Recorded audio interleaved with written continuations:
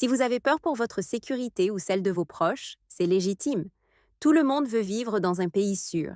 Et première chose rassurante, toutes les grandes études scientifiques montrent que l'insécurité n'est pas causée par les migrants.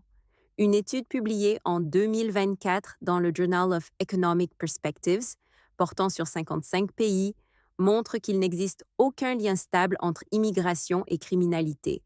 Les vrais facteurs sont le chômage, la pauvreté et l'exclusion. La Commission européenne, via une méta-analyse Cordis de 2023 regroupant 17 études, arrive exactement à la même conclusion.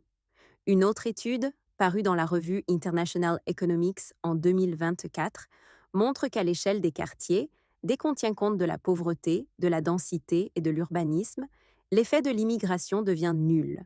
Dans les pays comme la Suède, les Pays-Bas ou le Royaume-Uni, où les statistiques tag par origine existent, les travaux récents confirment que la surreprésentation disparaît largement quand on contrôle l'emploi, l'éducation et le niveau de vie.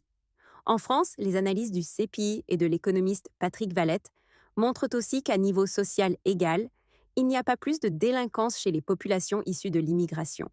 Et le sociologue Laurent Mucchielli démontre depuis des années que les hausses locales sont liées aux difficultés sociales des territoires, pas à l'origine des habitants. Même les chiffres officiels du ministère de l'Intérieur ne montrent aucun lien direct entre immigration et criminalité. Toutes les grandes études convergent donc. L'insécurité est un problème social, pas un problème d'origine, et accuser les migrants revient à désigner de faux responsables, pendant que des milliers d'entre eux continuent de souffrir et de mourir chaque année pour une peur qui n'est pas fondée scientifiquement.